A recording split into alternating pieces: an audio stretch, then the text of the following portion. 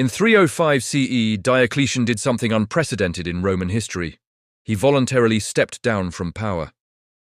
After 20 years on the throne, he abdicated and withdrew from public life, retreating to the palace he had built on the Adriatic coast. No Roman emperor before him had ever chosen to retire willingly. Yet before leaving office, Diocletian made one final attempt to solve what had been Rome's most persistent and destructive political problem: the chaotic struggle over imperial succession. Throughout his reign, Diocletian had rarely resided in Rome itself. Instead, he travelled constantly across the empire, inspecting frontier defences, supervising military reforms, and ensuring that the administrative machinery continued to function. From experience, he understood that the Roman world had grown too vast and complex for any single individual to govern effectively. To address this challenge, he devised a radically new system of rule, known as the Tetrarchy. Under this system, the empire would be governed by 4 emperors instead of 1. 2 senior emperors, known as Augusti, would rule the eastern and western halves of the empire, while 2 junior emperors, called Caesars, would assist them and eventually succeed them. This structure was intended to provide continuity, clear succession, and swift military response across Rome's enormous territory. In Diocletian's vision, the deadly cycle of coups, assassinations, and civil wars that had plagued the empire for more than a century would finally come to an end. It did not.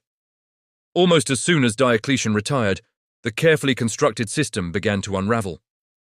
Ambition and rivalry quickly resurfaced, and the tetrarchs turned on one another. Civil war erupted yet again, plunging the empire back into instability and bloodshed.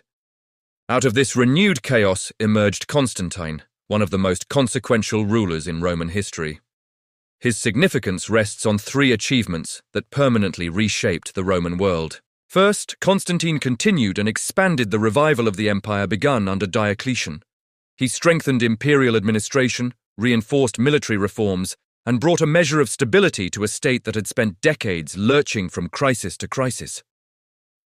Under his rule, the Roman government regained coherence, and the armies once again served a unified imperial authority rather than competing warlords.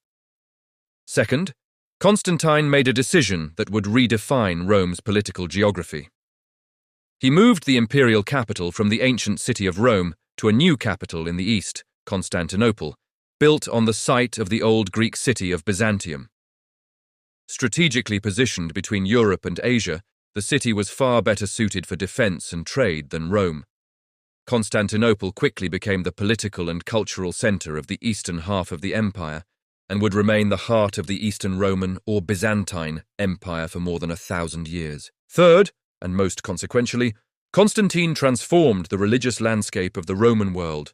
In 313 CE, he issued the Edict of Milan, granting full legal toleration to Christianity. Although scholars continue to debate the sincerity of his personal conversion, there is no doubt about the impact of his policies.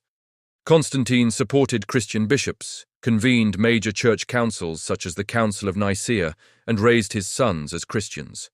After his reign, nearly every emperor in the Eastern Empire would be Christian.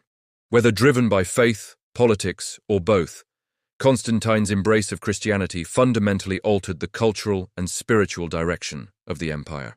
Together, the reigns of Diocletian and Constantine marked a turning point in Roman history. Through reform, authoritarian control, and religious transformation, they ensured that Rome would survive the crises of the 3rd century, even though the empire that emerged was very different from the one that had entered it.